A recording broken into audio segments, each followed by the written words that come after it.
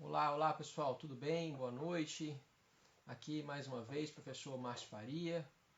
Hoje, dia 14 de fevereiro de 2023, para você que está aí nos assistindo ao vivo, para você que vai assistir a esse episódio lá no nosso canal do YouTube, mande para nós uma mensagem, conte aí de onde você está assistindo, quando é que você está nos assistindo, mande sugestões, sempre é importante receber um feedback de vocês.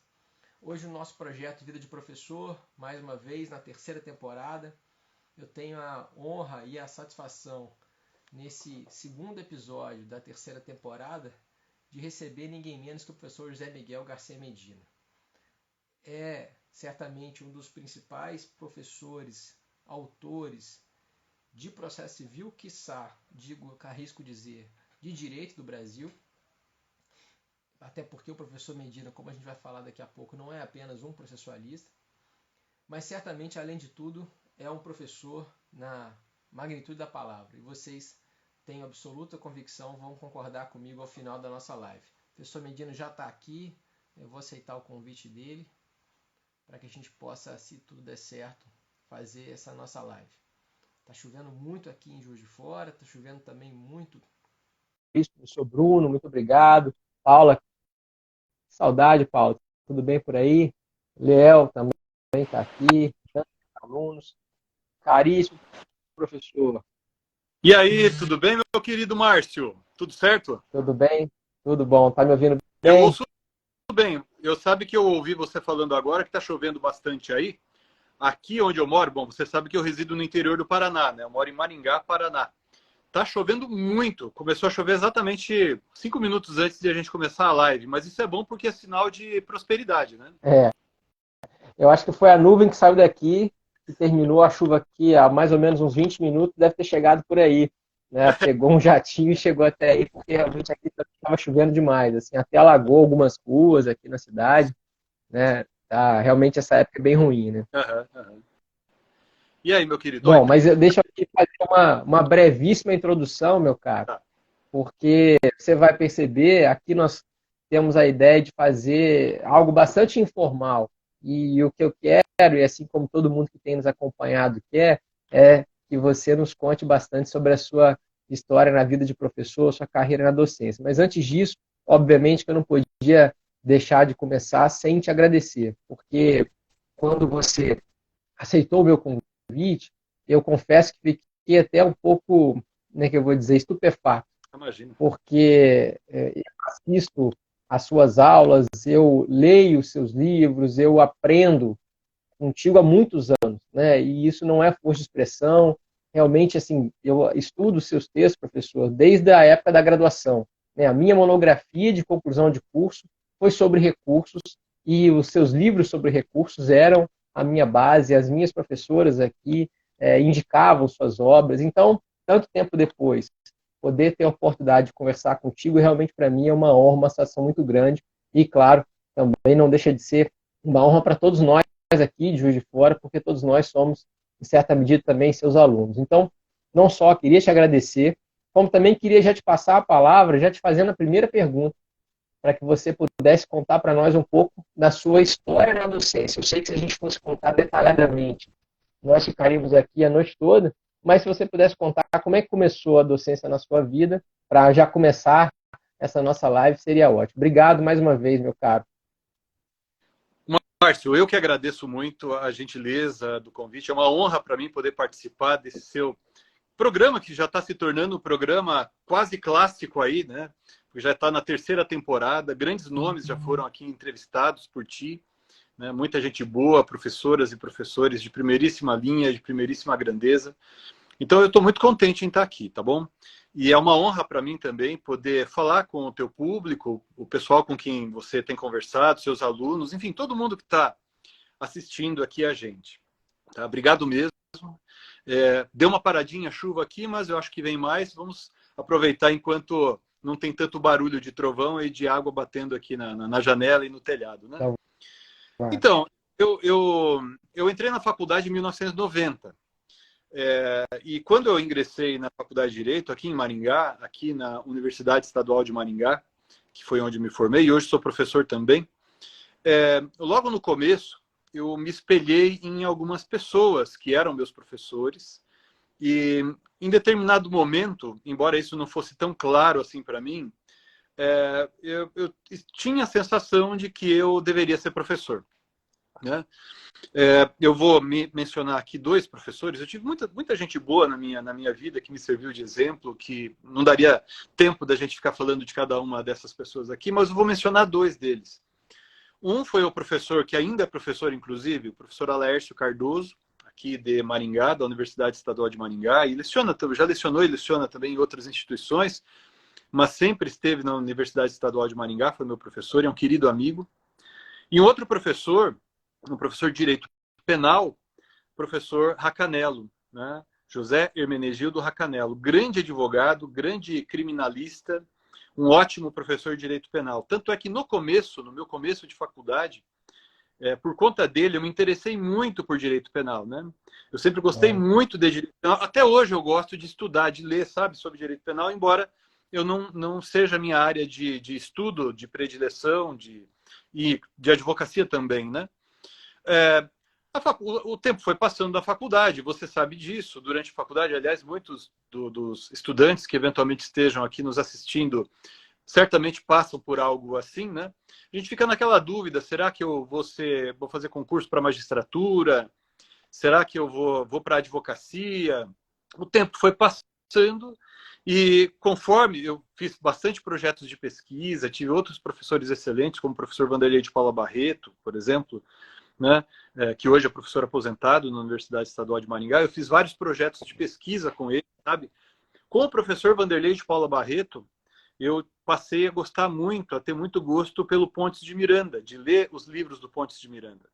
O professor Vanderlei de Paula Barreto fazia alguns projetos de pesquisa sobre resolução dos contratos, essas questões relacionadas a isso. E durante as pesquisas ele me fez ler vários volumes do Tratado de Direito Privado, né? Isso durante a faculdade. E eu achei aquilo o máximo, né? Claro que é um autor muito controverso, tem muita gente que não gosta do Pontes de Miranda, tem muitas questões que envolvem ali o próprio trabalho da história do Pontes de Miranda, que não interessa aqui para a gente, mas o fato é, aquela ligação que ele fazia entre todos os institutos jurídicos, sabe? Inclusive do direito processual civil com o direito contratual, com o direito das obrigações, aquilo foi me cativando muito, sabe? Toda aquela teoria do fato jurídico que foi formulada pelo Pontes de Miranda, né? Aliás, a minha primeira publicação, inclusive, é fruto de um projeto de pesquisa que eu fazia sob orientação do professor Vanderlei, que era sobre teoria do fato jurídico, né? O título do artigo, eu lembro até hoje, é A Importância do Elemento Volitivo na Configuração do Ato Jurídico. É um texto de 1992, foi minha primeira publicação jurídica, vamos dizer assim, que saiu num jornal acadêmico. Ainda na faculdade. Ainda na faculdade. Então, durante a faculdade, a minha intenção inicial era era ser professor, e eu sabia que para eu conseguir, seja uma boa remuneração, perdão, seja uma boa remuneração como professor, seja conseguir ingressar em uma faculdade interessante para ser professor também, eu teria que fazer mestrado, né? E daí, pensando nisso, ainda em 94, quando é o ano que eu ia me formar, eu participei do processo seletivo, do teste para ingresso no mestrado na PUC em São Paulo. Fui aprovado, né? Eu fui aprovado inicialmente para a linha de Direito Civil Comparado. Eu tinha aula com a professora Maria Helena Diniz e tinha aula com a professora Tereza Rudalvin, né, no mestrado. Né? A professora Tereza Rudalvin, que depois viria a ser a minha orientadora no mestrado e também no doutorado. E tem uma coisa interessante, que às vezes eu conto para algumas pessoas, eu acho que é interessante até falar aqui, porque provavelmente algum estudante, né, vai nos assistir, e eu acho que isso pode valer a pena para alguém. Né? A professora Tereza, ela sabia que eu vinha de Maringá, eu ia de ônibus, né? Avião ainda é caro, mas naquela época era absurdamente caro, né? Daí eu ia de ônibus, tinha aula de manhã cedo com a Maria Helena, aula à noite com a professora Tereza, pegava o ônibus e ia embora, não ficava em hotel lá. E daí, quando a gente teve a primeira aula, né, o primeiro encontro, ela sorteou os temas, mas no meu caso ela impôs o tema da primeira semana, que era a natureza jurídica da sentença que extingue o processo de execução, o antigo 795 do Código Revogado. Bom, veja, 1995 não tinha internet como a gente tem hoje, você não tinha acesso a tantas obras como a gente tem hoje, né? O processo de execução era, digamos assim, à época pelo menos, o patinho feio do direito processual civil, porque ninguém gostava muito de estudar processo de execução, era algo meio... Até hoje muita gente não gosta, né? Até hoje. É. Algumas pessoas falando algumas coisas sobre execução e você olha e fala assim, olha, eu acho que essa pessoa não estudou a matéria para estar falando isso, né? E daí eu fui apresentar o seminário. Foi horrível. Eu fui o maior fracasso possível, né? Eu estava virtualmente reprovado na disciplina. Eu sentia assim aquele olhar de dó, sabe, no pessoal que estava assistindo o seminário. E daí eu falei com ela, bom, professora, me dê uma chance, né? Porque afinal eu estou começando agora e tal, sabe? Aquela conversa, né? A gente tem que também Primeira de semana, né? Tem que ser um pouco liso em algumas coisas. Não fiz nada de imoral ou ilícito. Eu coloquei ali em minha condição pessoal. 22 anos eu tinha, né? E de fato era tudo uma grande surpresa para mim. Daí ela disse assim, olha, semana que vem, no próximo encontro, você traz um outro tema, que eu vou te dar a oportunidade de você apresentar um outro seminário. Falei, tá bom. Daí eu saí ali no intervalo, lá na PUC, prédio novo, que não era novo, mas é mais novo que o prédio antigo, né? Daí fora, um querido colega, né, que depois eu perdi contato com ele, volta e meia a gente se fala pelas redes sociais, mas eu tenho muita gratidão a ele também, né, o professor Nani, né, ele saiu lá fora, ele falou assim, olha, por que você não fala sobre esse entendimento novo do STJ sobre embargos de declaração pré-questionadores? Eu falei assim, o que é isso? Que entendimento novo é esse? Daí ele falou assim, olha, aqui eu não tenho, mas chegando amanhã no escritório, eu te mando por fax a decisão do STJ, em que o Superior Tribunal de Justiça não aplicou a súmula 356 do Supremo Tribunal Federal.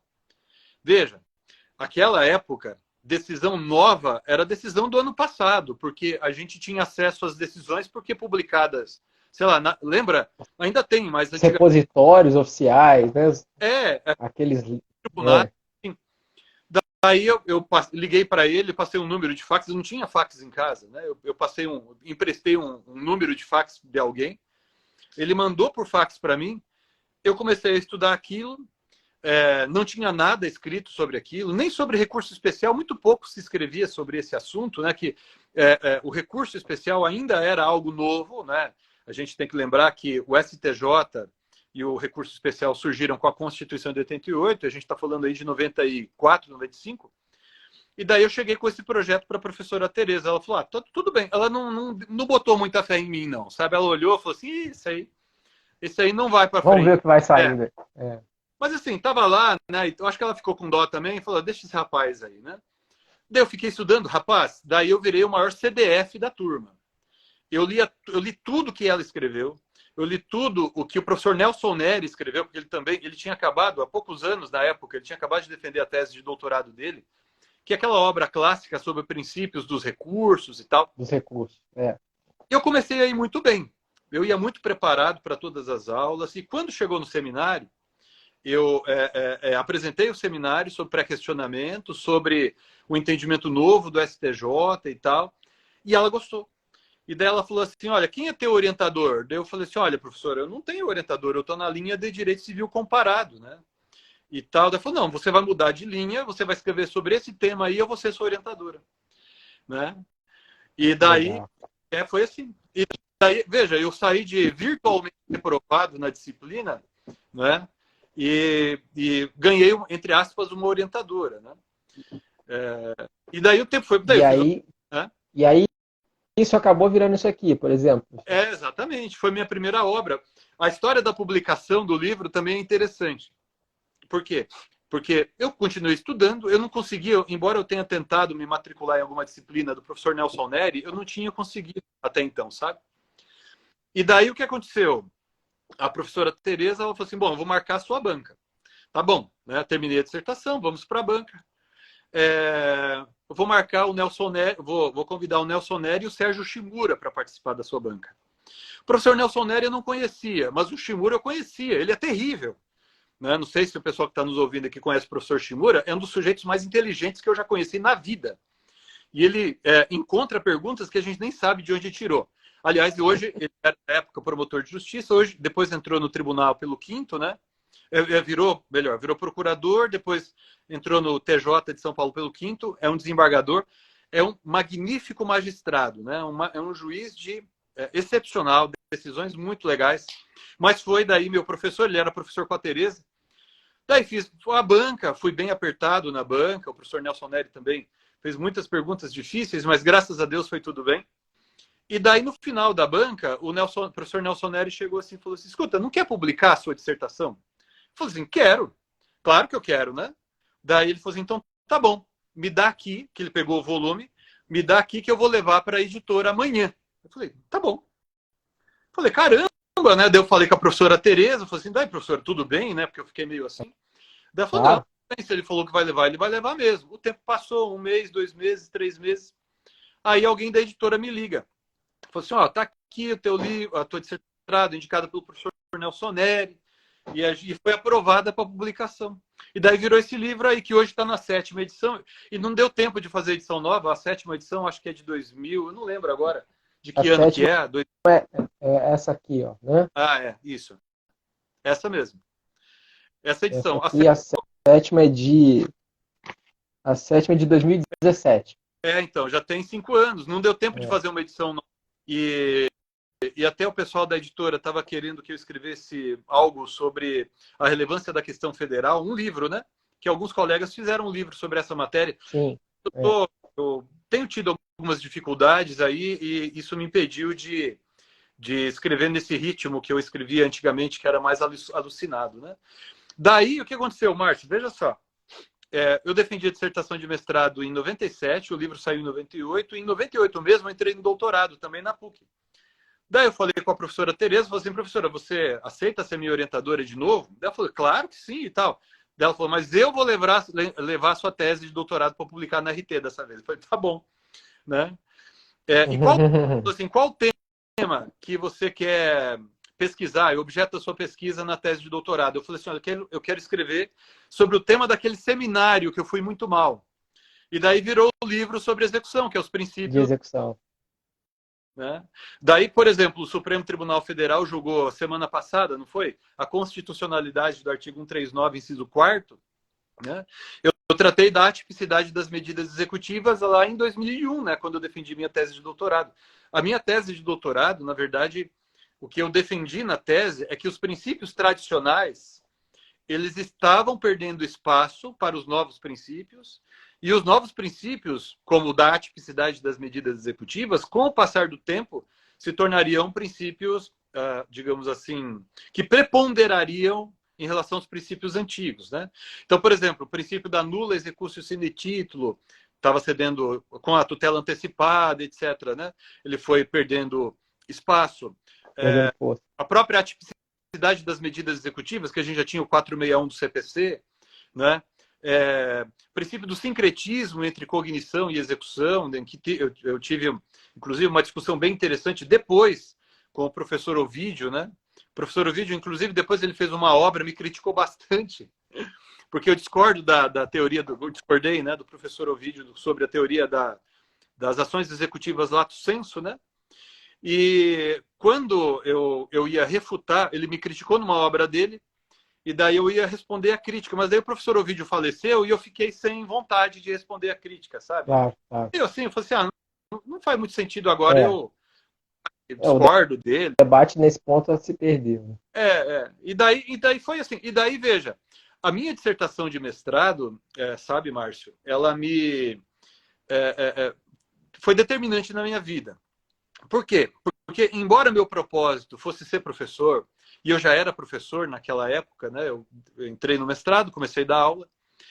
Como a minha dissertação de mestrado tinha a ver com recurso especial e recurso extraordinário, o que aconteceu? Muita gente me procurava para elaborar a petição de recurso especial.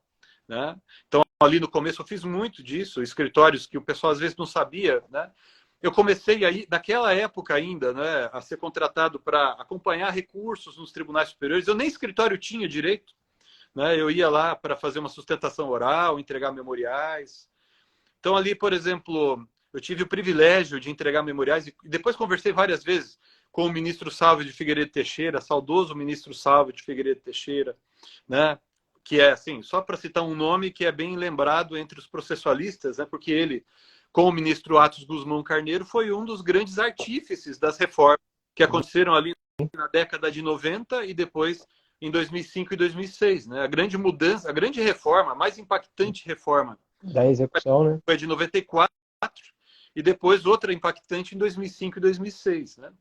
Tanto foi impactante essa reforma de 2005 e 2006 que quando a gente começou a trabalhar no anteprojeto que deu origem ao CPC de 2015, o ministro Fux, à época ele era do STJ ainda, STJ, né? O ministro Fux, ele separou os grupos, o pessoal que compunha ali a comissão, em grupos para cuidar de determinadas matérias. E daí, então, eu conhecia de livro só o professor Humberto Teodoro Júnior, que é aí de Minas, deve ter mais contato com ele, mais facilmente, né? E daí o ministro Fux, ele nomeou para a subcomissão de execução, digamos assim, eu e o professor Humberto. E o professor Humberto, ele teve, geral, né? Além de ser um doce de pessoa, um sujeito amável, inteligente, culto, né? Porque não basta ser apenas inteligente, ele tem conhecimento e tem muita cultura também. Daí o professor Humberto falou assim, poxa, mas acabou de acontecer a reforma. De fácil trato, né? Sim, a gente finíssima. E daí ele disse, olha, acabou a reforma na execução, a gente vai ter que só ajustar para lá, ajustar para cá. E naquela época, quando a gente colocou lá no... Hoje, depois virou 139, mas eu não lembro, eu acho que era 125 no anteprojeto a atipicidade das medidas executivas, a gente achava que seria algo que não iria dar tanta discussão como acabou dando posteriormente, né? Porque o 461 do Código Revogado já previa a atipicidade das medidas executivas. Eu acho até um troço esquisito. Isso só virou assunto depois, com o CPC de 2015, quando, na verdade... Depois que passou uma obrigação pecuniária, né? Na verdade, não é nem de 94, na verdade. Desde 1990, com o Código de Defesa do Consumidor, o artigo 84, né, já falava, já tratava... Também já falava. Da atipicidade das medidas executivas. E daí, então, eu comecei a advogar. Eu comecei a advogar por conta da minha dissertação de mestrado, e daí o resto é história. As coisas foram acontecendo. Legal. É interessante como que vários dos nossos assuntos que a gente vai tratar aqui, eles se relacionam porque é exatamente essa a ideia do professor, né? Ele está em todos os lugares ao mesmo tempo e, ao mesmo tempo, uma coisa ajudando a outra.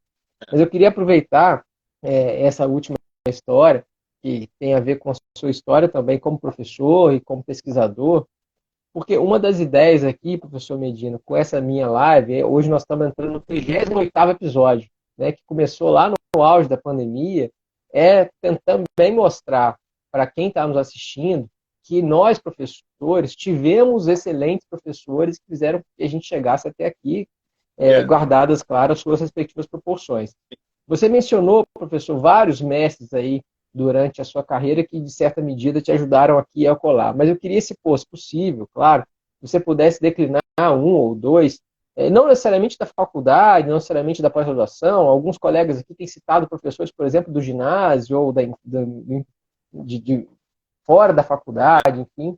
Em alguma medida você gostaria de, ao mesmo tempo, trazer para nós uma lembrança e também, em certa medida, homenagear, porque essa também é uma ideia, homenagear os nossos mestres. Rapaz, eu tenho muita gente, sabe? E, assim, algo que tem a ver com a minha profissão. Dois professores. Eu tive muitas professoras maravilhosas, né? Mas eu vou mencionar aqui dois professores. Um da graduação, que me estimulou a ser professor, né? Eu estudei da primeira à quarta série numa escola rural, numa cidadezinha chamada Aparecida do Ivaí, que é um distrito de um município. Até hoje é um distrito de um município, né? E eu tive ali um professor chamado Júnior Paulo de Freitas, é o nome dele. E com esse professor, com esse cara, à época muito jovem, depois ele faleceu, eu perdi o contato com ele, depois soube que ele faleceu. Eu falei assim, poxa, eu quero ser isso aí, ó. Eu acho que é isso aí que eu quero. Eu era moleque ainda.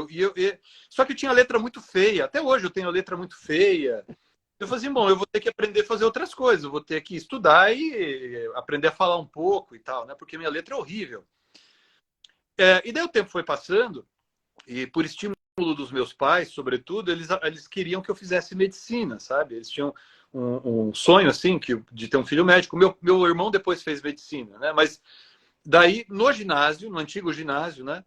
Que hoje a gente chama lá de ensino médio, né? Ensino médio, ou Fundamental 2, acho. Fundamental 2.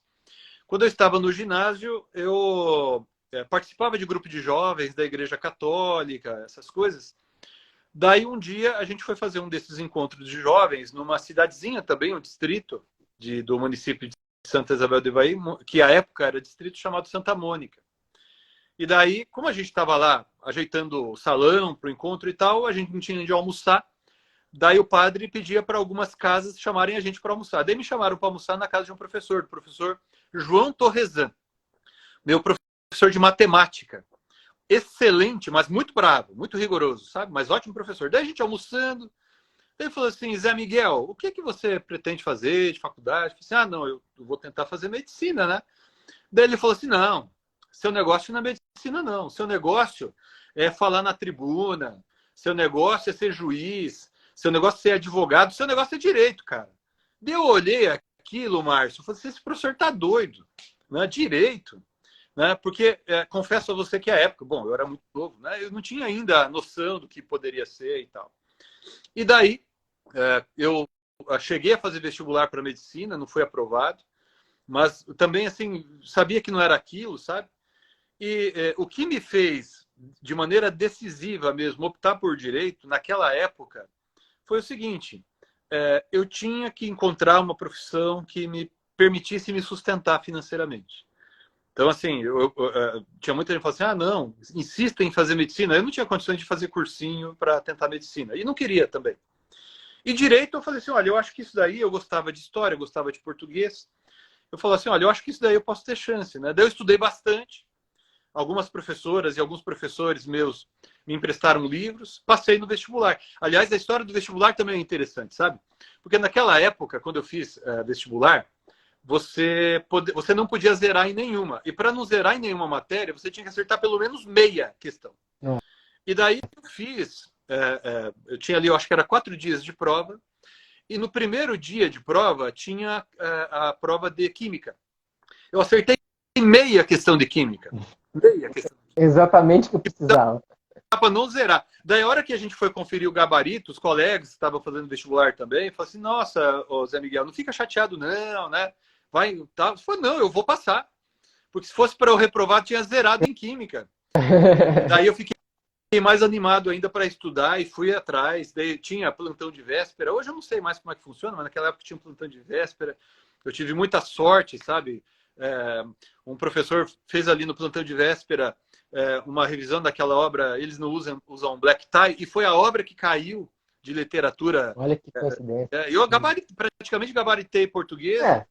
Tinha que ser realmente, né? Tinha que ser, estava tudo escrito, tinha que ser. Foi ótimo.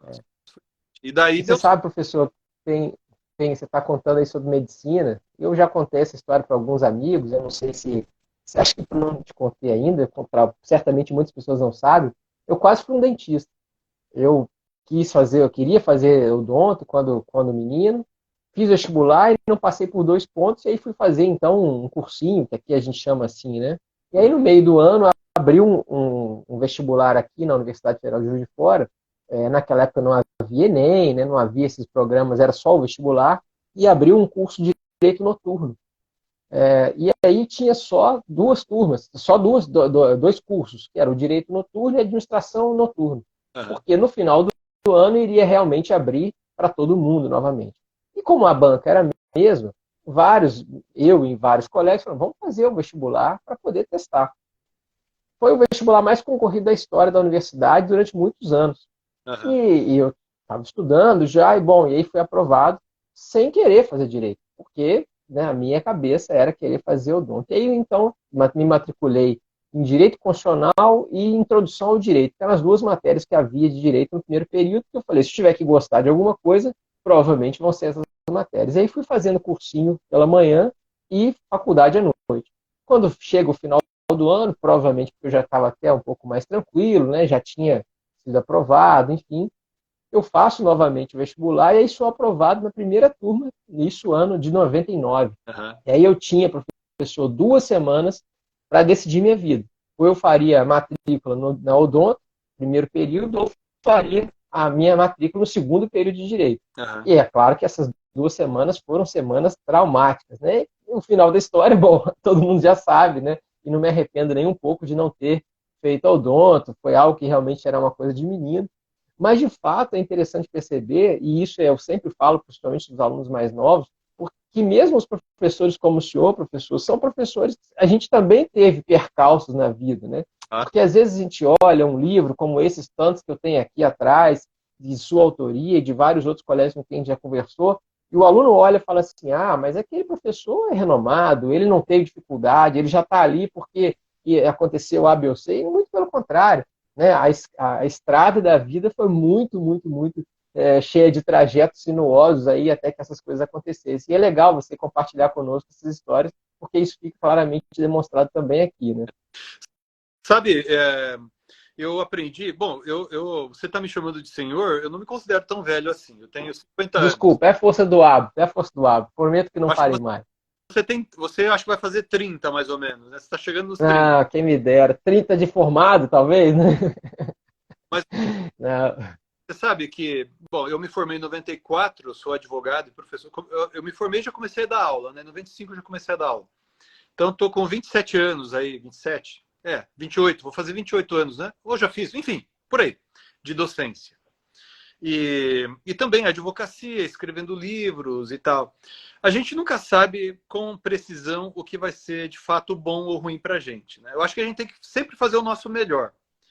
Porque, por exemplo, isso que aconteceu, que eu comentei contigo lá, daquela primeira disciplina no mestrado, poderia ser encarado como um grande fracasso. E, de fato, foi. Eu fui muito mal no seminário, no primeiro seminário que fiz.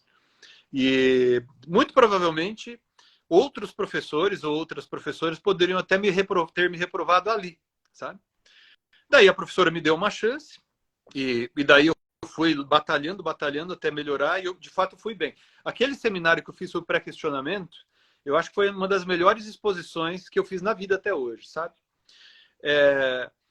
Agora, veja, se eu não tivesse ido tão mal na primeira exposição, eu poderia ter feito ali o básico e não teria sido notado, vamos dizer assim.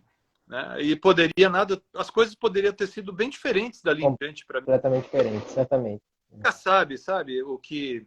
Então, por exemplo, assim, meu propósito inicial era ser civilista, né? A minha formação toda na graduação foi voltada para o direito civil. Eu gostava muito, como aliás gosto até hoje de direito civil, né? Eu não consigo estudar as coisas diferentes, né? Daí, quando eu fiz a tese de doutorado, que eu comecei a elaborar a tese de doutorado em 98 e defendi em 2001. Foi naquele contexto que estava havendo essa onda, que, de certo modo, até hoje a gente fala sobre ela, da principialização do direito. O pessoal começava a estudar um pouco mais de direitos fundamentais como princípio, sabe? Aquela época se começava a discutir sobre conflito entre princípios e ponderação, né? Algo que, inclusive, agora a gente critica, né? E daí eu a tese de doutorado, mas eu percebi que eu estava com uma lacuna em minha formação acadêmica. E a lacuna estava justamente ali em entender melhor como é que funcionava essa estrutura normativa, sabe? O que era um princípio jurídico, né? Enfim, daí eu falei, não, vou estudar esse negócio aí. Daí eu comecei a estudar muito isso. E me preparando sobre esse assunto, surgiu a oportunidade de fazer. Eu sou professor no mestrado aqui na Universidade Paranaense, e a Universidade Paranaense fez um convênio com a Universidade de Sevilha para a gente fazer pós-doutorado, né? Veja, eu não sei o que você... Aliás, você fez pós-doutorado, não fez? Fiz com o Fred na UFBA, professor Fred Gia na UFBA. Não é um título acadêmico, não é igual mestrado, doutorado, né? É uma atividade de pesquisa ou algo parecido. Atividade de pesquisa, também. E daí, em 2009, eu fui aceito para fazer esse pós-doutorado na Universidade de Sevilha. E daí, aproveitei também, eu fui para a Universidade de Madrid, sabe, Complutense de Madrid, fiz pesquisas, assisti muitas aulas lá. Na Universidade de Sevilha, eu estava meio que como convidado, então dei aulas lá também. E eu estudei muito, eu aprendi muito sobre direito constitucional, direitos fundamentais, né? Princípios jurídicos à luz, sob a perspectiva do direito constitucional, né? Jurisdição constitucional. Dali, eu fiz um livrinho, daria talvez umas 100 páginas, né? Que era a reunião dos frutos, melhor dizendo assim, das minhas pesquisas. Daí, quando eu cheguei no Brasil, eu mandei para a editora, né, para a RT, falei assim, olha, dá para publicar? Eu pensei em publicar como um livro com o título Jurisdição Constitucional e Direitos Fundamentais, né? Mandei para a editora, daí passaram uns dias, assim, a minha editora à época, que era a Gisele Tapai, ela trabalhava na editora Revista dos Tribunais como editora, daí a Gisele falou assim, olha, Medina, não vai dar para publicar. Falei, por quê? Daí ela disse, olha, o Canotilho tem um livrinho também, pequeno, que é mais ou menos sobre isso, né? E não vende nada, ela falou assim, não vende nada. Daí ela falou mais ou menos assim, se o Canotilho, que é o Canotilho, vende muito pouco, vende, né? não vende, imagina você, né, cara, que não tem aí, mais ou menos assim, ela não usou essas palavras, ela foi delicada. Claro. Daí eu falei, caramba, meu, e agora, né? Daí eu fiquei naquela, fiquei pensando, mas daí a própria Gisele, acho que passou uma semana mais ou menos, ela falou assim, olha, aqui nesse seu livro tem toda a estrutura de um livro de direito constitucional. Você fala dos eixos fundamentais, que ela é advogada também, a Gisele. Daí ela falou assim, você trata digamos assim, do filé mignon do direito constitucional. O que é que falta aqui? Falar sobre aqueles direitos sociais que estão lá no final da Constituição, falar de noções básicas de tributário, né, que eu não tinha ali. Daí, por que você não faz uma Constituição comentada? Eu falei, tá bom. Eu estava naquela onda, assim, e eu sempre fui muito assim para estudar, escrever. Daí eu peguei e fiz, daí saiu a Constituição Comentada. Então, a Constituição Comentada oriunda, é uma obra que decorrente, vamos chamar assim, da recusa de um livro. Né? Eu poderia ter falado assim, né, que naquela época tinha muita concorrência entre as editoras, né? Então vou levar para outra editora e que se dane a RT, né? Sim, sim. Na verdade, passou. Eu fiquei na minha, fiquei pensando, e depois a Gisele, né, entrou em contato, sugeriu fazer a Constituição Comentada.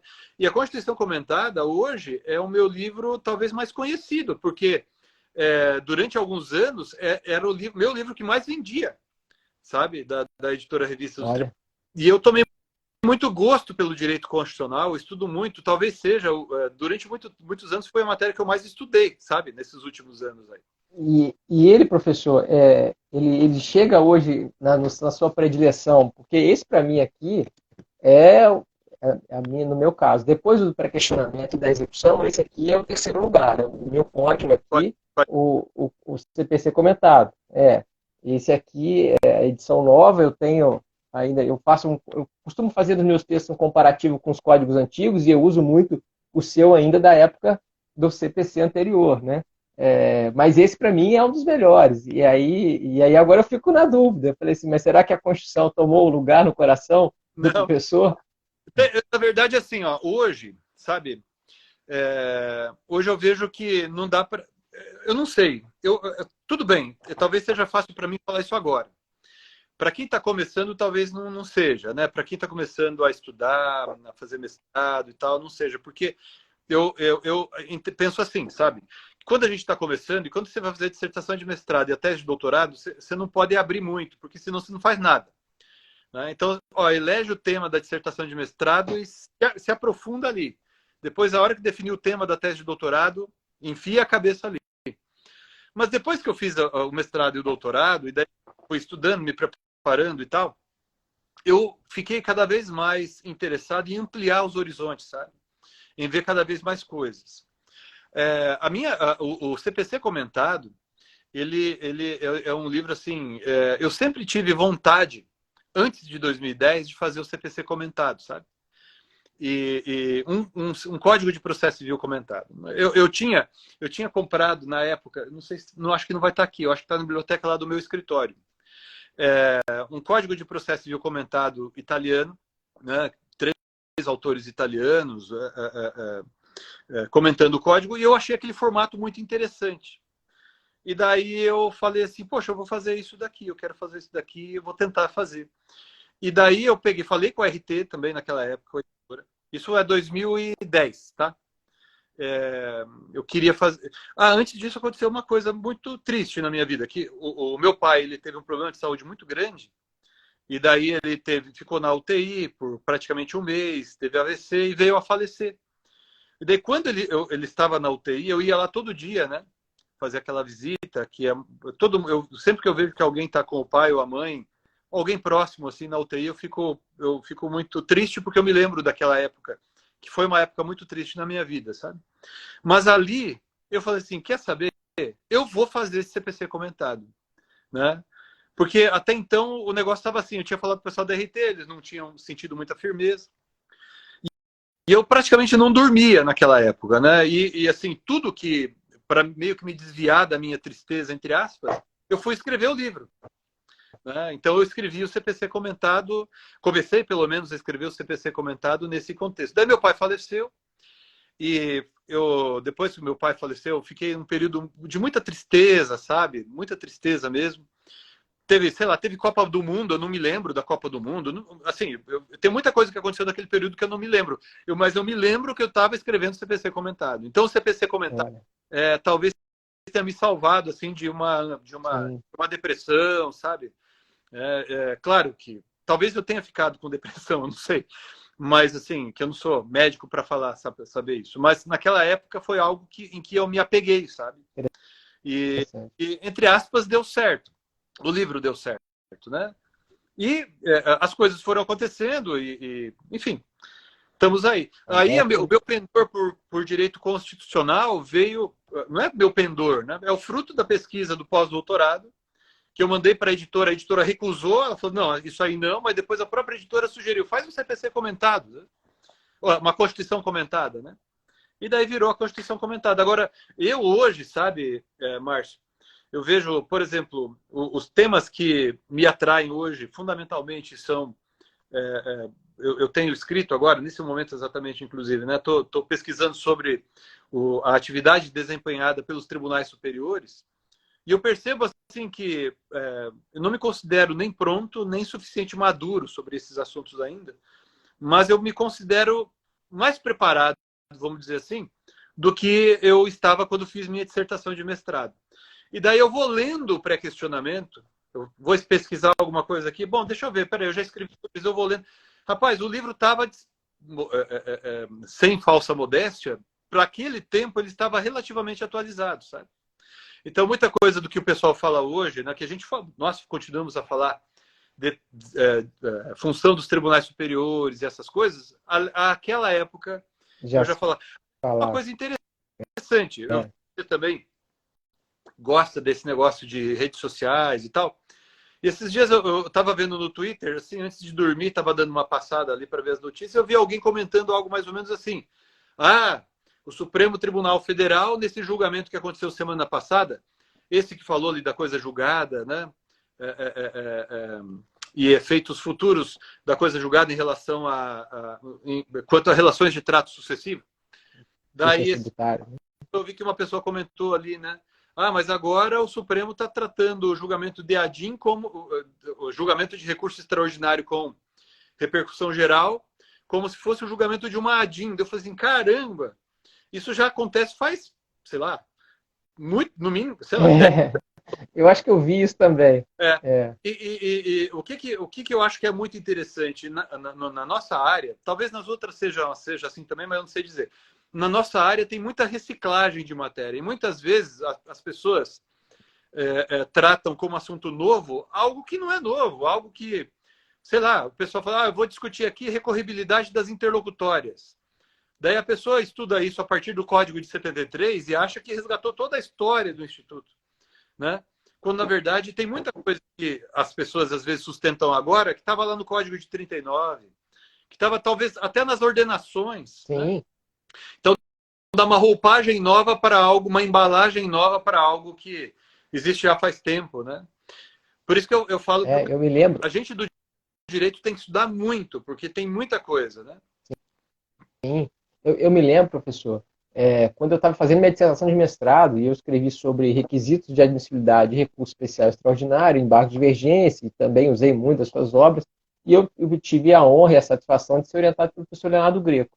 E ele me dizia que lá no começo da orientação, aí eu separei aquele vários livros, né? Não tinha internet como é hoje, enfim, pesquisava muito na biblioteca da UERJ, na biblioteca dele próprio, que ele sempre franqueou aos orientandos. E ele me dizia, olha, Márcio, você não tem como começar qualquer texto que se refira a recurso sem estudar, por exemplo, Calamandrei, sem estudar os autores clássicos que vieram muito antes de nós, para que depois você possa, então, chegar aqui. E eu me lembro isso com frequência. E hoje eu, claro, tenho aqui, não é nem, tenho centenas de orientandos, já tive, né, nesse período todo aí de docência, também não sei fazer essa conta, mas enfim, acho que ano que vem completo 20 anos, salvo engano, ou quase isso. E eu falo isso, tento falar isso com meus alunos, e eles realmente, principalmente para essa geração mais nova, né, parece que o recorte temporal é muito restrito, né, e a gente acaba tendo essa dificuldade. E eu queria já aproveitar, professor, já que nós estamos falando de escrita, uma das coisas que os alunos sempre me pedem aqui nessas minhas lives, nessas minhas entrevistas, é tentar descobrir, ou tentar que a gente possa compartilhar algumas dicas sobre métodos de escrita. Muitos têm aquela ideia da síndrome do papel branco, né, da tela branca, nada sai, nada funciona, e não é, obviamente, o seu caso, professor. Você tem aí, né, a gente já falou várias dessas obras aqui. Você tem algum método específico, alguma dica que você possa dar para nós e para os alunos que estão aqui nos assistindo ou ainda vão nos assistir sobre o seu método de escrever? Como é que funciona? Você tem um horário do dia, tem uma fórmula? Enfim, conta para a gente aí um pouco do seu segredo. Tá. Bom, não é bem um segredo, e eu não sei nem se eu posso dizer que possa ser considerado uma referência. Talvez eu seja um mau exemplo. Mas, assim, o que eu acho que é indispensável para a gente escrever, e talvez isso valha para qualquer área, não apenas para o direito. Em primeiro lugar, lê muito. Né? E lê muito e não lê muito e ler tudo necessariamente, porque tem muita coisa ruim. Né? Sobretudo na internet, tem muita coisa mal feita. Então, assim, aliás, a proliferação de textos na internet, me parece, isso contribuiu para a queda de qualidade, sabe? Porque, claro que isso que eu vou falar pode ser até criticável, mas quando havia um controle editorial das publicações, né, alguma qualidade havia. Então, hoje, muita coisa sai publicada aí que não... Você percebe que não é uma coisa feita com preparo, e às vezes você percebe que a pessoa nem estudou direito para escrever aquilo, né? Então, eu recomendo, leia muito, mas leia com cuidado. Procure ler alguma coisa que você percebe que a pessoa pesquisou, que a pessoa preparou, né? E eu vejo, eu tenho orientandos de graduação que escrevem muito bem, e você percebe que eles pesquisaram bastante e tal. Então, não é tu ter como eu 50 anos e mestrado e boa. Às vezes, não. Às vezes, você também tem alunos de graduação, tenho certeza de que, muitas vezes, eles produzem coisas muito boas também. Então, é pesquisar e ler muito, em primeiro lugar. Agora, quanto a método de escrita, o meu, pessoalmente, eu faço o seguinte. Quando me vem a inspiração, né, eu sento e escrevo tudo que eu tenho para escrever. Ainda que não saia bem escrito, entendeu? Então, sei lá, às vezes eu escrevo muito de madrugada, né? Então, às vezes, sei lá, eu acordo bem cedo, 4 da manhã, por exemplo, com algumas ideias. Poxa, vem um troço aqui, eu acho que eu vou escrever sobre isso. Daí eu sento no computador, escrevo. O que eu posso ali, entendeu? Ainda que não saia ali uma coisa muito bem escrita, mas as ideias que eu vou tendo, eu vou colocando no papel. No computador, né, hoje, né? Não é no papel, colocando no computador.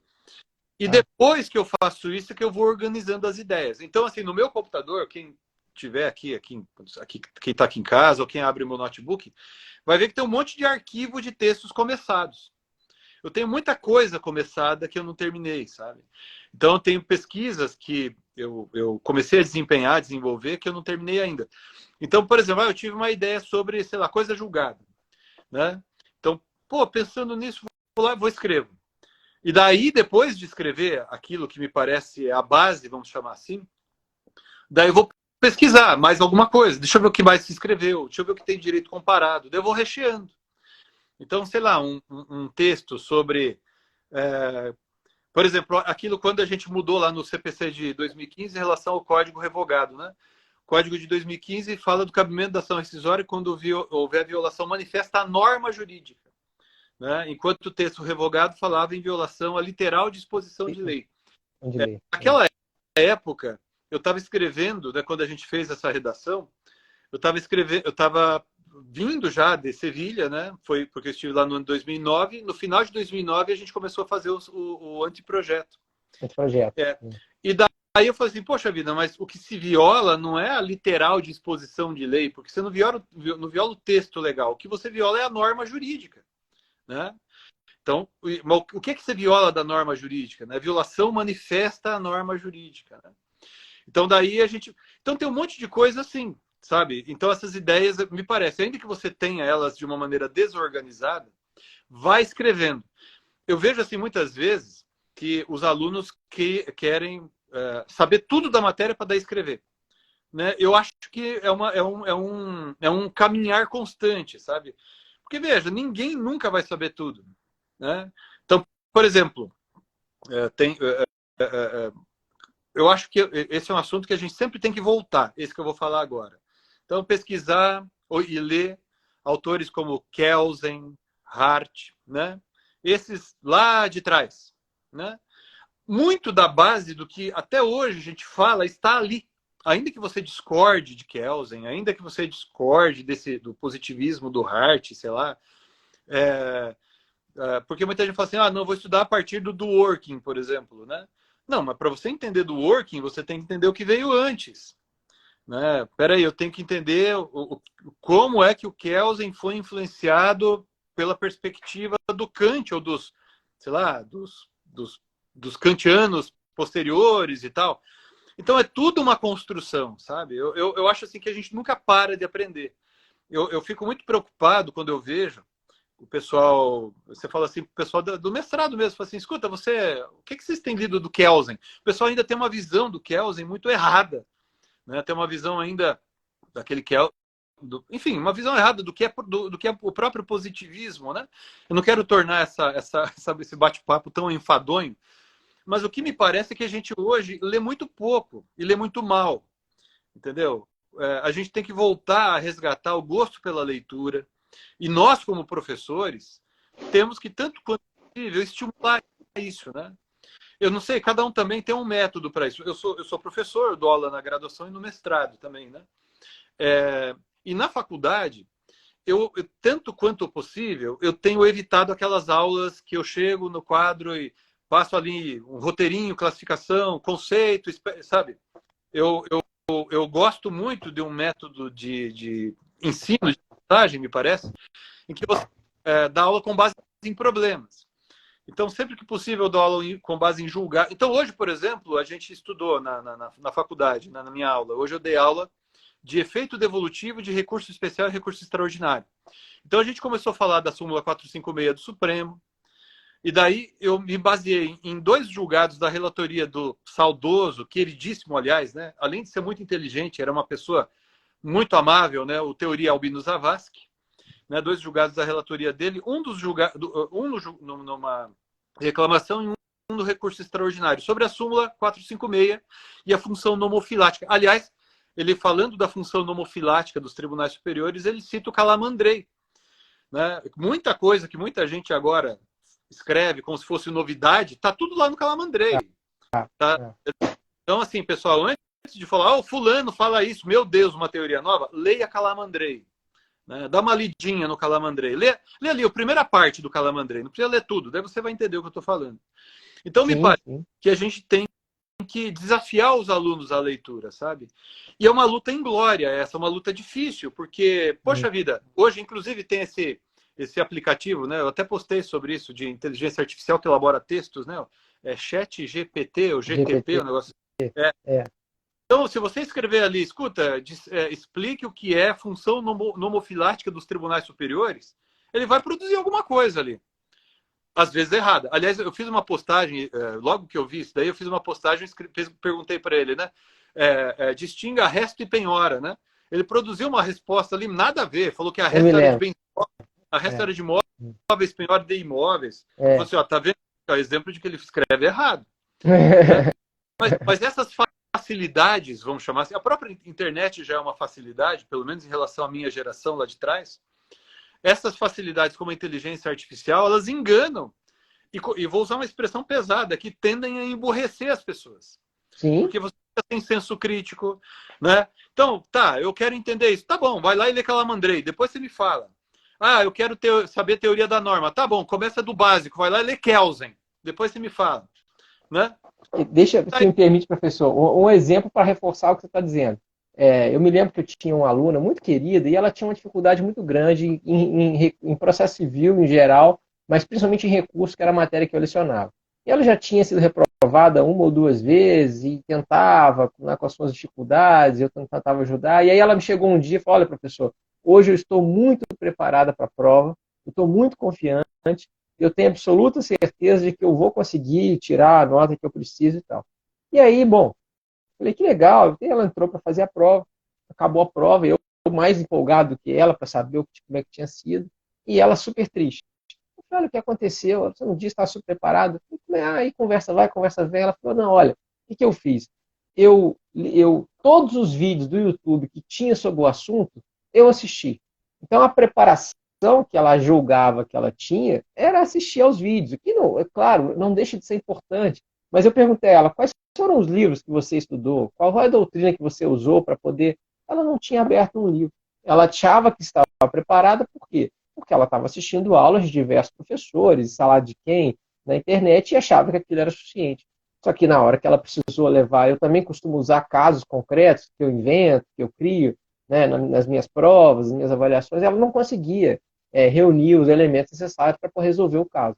E é o que você falou, talvez a facilidade de acesso ao conteúdo faz com que a gente se torne um pouco preguiçoso, né, de não ir ao livro. Não, eu coloco no Google aqui qualquer coisa, eu vou achar, ou eu entro num PDF desses que eu vou encontrar, e aí você tem extratos de decisões, você tem extratos de autores, mas você não tem aquela ideia geral do texto, você não consegue compreender qual é a raça daquele acordo, ou eventualmente qual é a posição mais importante daquele assunto sobre determinados autores. Isso realmente é uma dificuldade muito grande que a gente tem hoje em dia, né? E você vê que coisa, né? Então, por exemplo, eu estava falando com alguns colegas, né? Como essa decisão que foi proferida pelo Supremo semana passada, ela não está sendo bem compreendida. E, às vezes, parece que ela não está sendo compreendida porque a gente está esquecendo de alguns conceitos básicos, né? Então, para entender esses assuntos, vamos chamar assim, de novos, a gente tem que voltar a estudar de novo aqueles assuntos básicos. Sim, claro. Né? Tudo ali. E eu comentei há pouco, né, sobre teoria da norma em Kelsen, né? Na verdade, assim, uma coisa que depois de muito tempo, sabe, Márcio, eu cheguei à conclusão, posso estar errado, talvez eu mude de opinião, e eu tenho a impressão hoje de que o processo é um capítulo da teoria da norma, sabe? Então, aquilo que o pessoal fala assim, às vezes você chega no pessoal de quarto ano da faculdade, vai lá vai estudar a teoria da norma, né?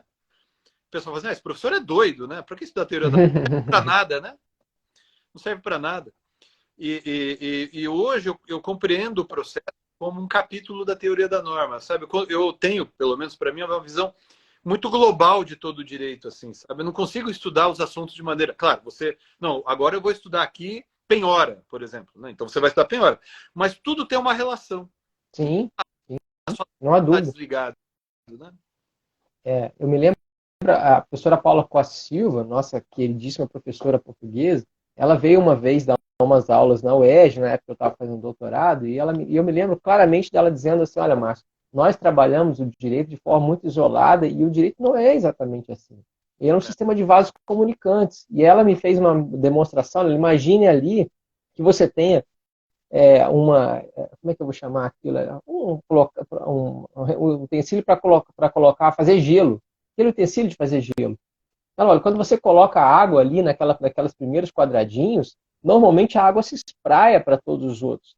E é isso que acontece quando você estuda algo de forma isolada. Você acha que a água vai ficar parada ali e ela não vai ficar parada ali. Porque todas as decisões, todos os comentários que você vier fazer a respeito daquele ponto, eles vão ter consequências maiores ou menores em cada uma das ideias que você tiver ali. E eu achei aquilo tão genial, e eu brinco com os meus alunos hoje em dia, e aí até semestre passado o aluno falou: professor, não enche a forminha de gelo para não ter problema. Eu falei assim, exatamente isso, vocês estão precisando colocar água nas forminhas respectivas de gelo dos seus saberes, porque está faltando água aí. Vocês não adianta querer encher ela com um caso só, porque você vai precisar que ela se espraie para todas as outras. É bem legal a gente perceber isso de fato. Né? E a professora... Professor, a gente está em caminho... Não, diga, perdão, perdão. A professora Paula é genial. Ela é genial, ela é genial. E um doce de pessoa, né? Ela é realmente impressionante. Bom, a gente está caminhando para o final aqui, Medina, mas eu queria aproveitar para te fazer mais duas breves perguntas, para que a gente possa cumprir nosso horário, que isso é importante aqui também, e também, claro, para a gente deixar aqui algumas mensagens para quem está nos assistindo. A primeira delas, eu queria que você pudesse contar alguma história engraçada, alguma história que tenha te marcado dentro da sala de aula, alguma coisa que você se lembre aí nesses tantos anos de docência. E a segunda, depois, eu queria que você deixasse uma mensagem final, mas primeiro eu vou deixar você responder a primeira pergunta. Cara, a coisa mais engraçada que aconteceu comigo, como professor, mais engraçada, não tem nada a ver. Aconteceu comigo sendo professor, mas não tem nada a ver com docência nem com direito, né?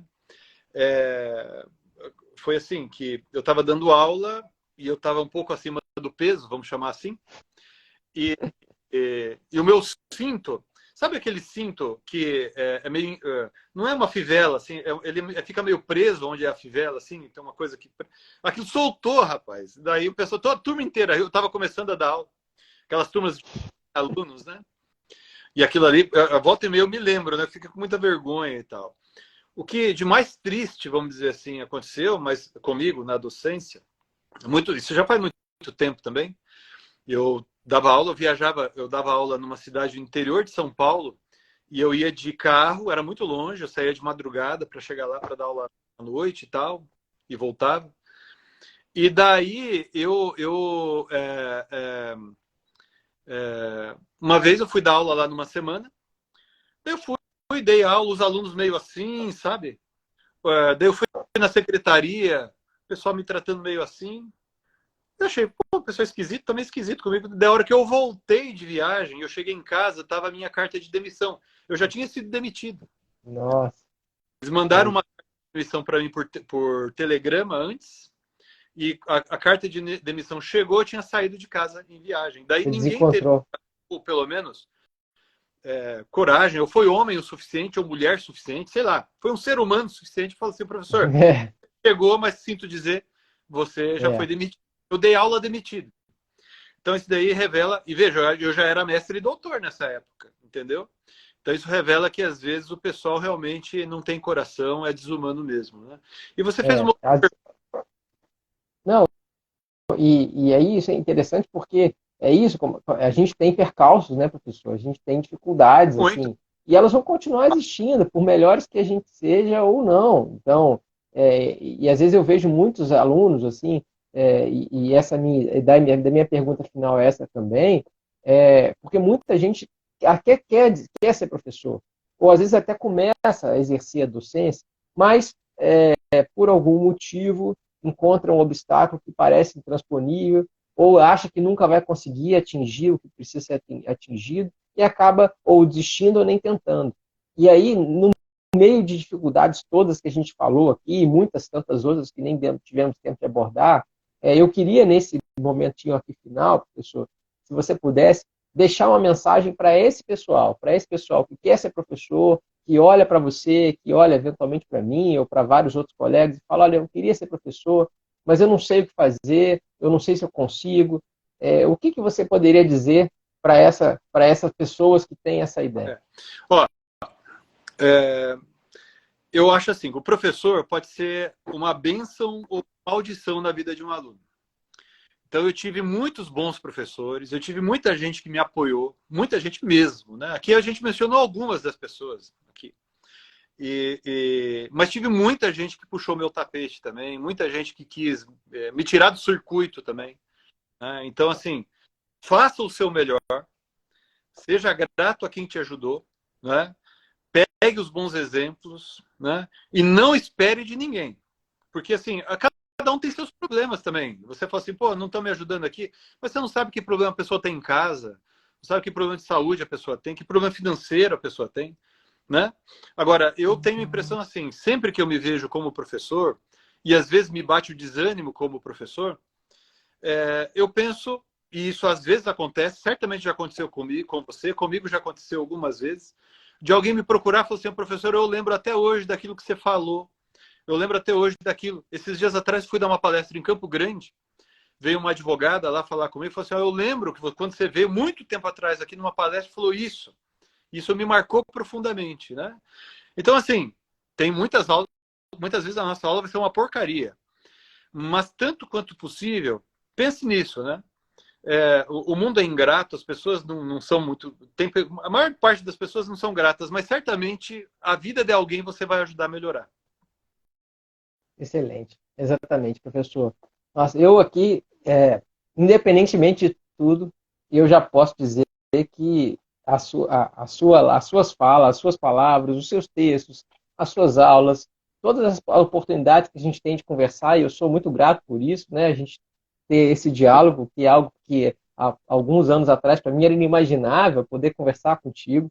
Isso certamente, isso eu posso te garantir, estou falando de público aqui para todo mundo, isso muda completamente a minha vida. Eu fico muito feliz de ter essa oportunidade, de fato, professor, de poder conversar contigo, de a gente poder trocar ideias, conversar. Eu já tive a oportunidade de ser convidado para conversar com seus alunos, e aqui também o contrário. Isso é muito legal, isso é muito, muito, muito realmente recompensador de minha parte. Aqui a gente teve hoje, Medina, inúmeras pessoas que passaram aqui, que são professores também. Eu consegui ver aqui caríssimo amigo professor Luiz Vale, professor Rafael Caselli, vários tantos que passaram por aqui. Eu, infelizmente, não consegui ir parando, porque eu não queria te interromper, e a ideia era realmente que isso acontecesse, mas queria agradecer a todo mundo que passou aqui e que assistiu a nossa live, que tem deixado aqui os comentários também muito elogiosos. Queria agradecer também ao pessoal que ainda no futuro vai nos ver, porque essa live vai ficar gravada tanto aqui no GTV quanto lá no canal do YouTube, o pessoal pode acompanhar. E, por fim, claro, queria te agradecer por você ter não só aceitado o meu convite, como ter passado essa hora aqui, que passou voando aqui de minha parte. Estou muito feliz, de fato. Conte comigo, como você sabe, para o que você precisar. E a palavra é sua, final de agradecimento. Mais uma vez, muito obrigado, meu caro.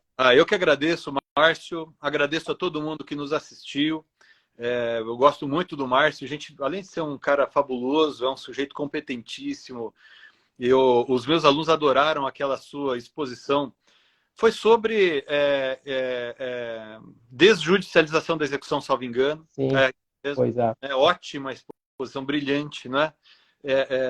E além de tudo, você, como disse, é um sujeito competente, estudioso, já tem um baita currículo, né? Trabalhos magníficos aí publicados. Então, para mim, é um grande privilégio estar aqui participando. E me colocar à disposição, assim como você, eu tenho aí minhas redes sociais. Sempre que o pessoal tiver alguma dúvida, quiser falar alguma coisa, trocar uma ideia. Às vezes eu demoro para responder, mas eu respondo. Mais cedo ou mais tarde eu respondo. Contem comigo. Tá ótimo. Obrigado, gente. Obrigado a todo mundo que assistiu. Beijo no coração de vocês. Bom carnaval que tá chegando aí, né? E obrigado. Valeu. Um abraço forte, Medina. Boa noite. Tchau, tchau.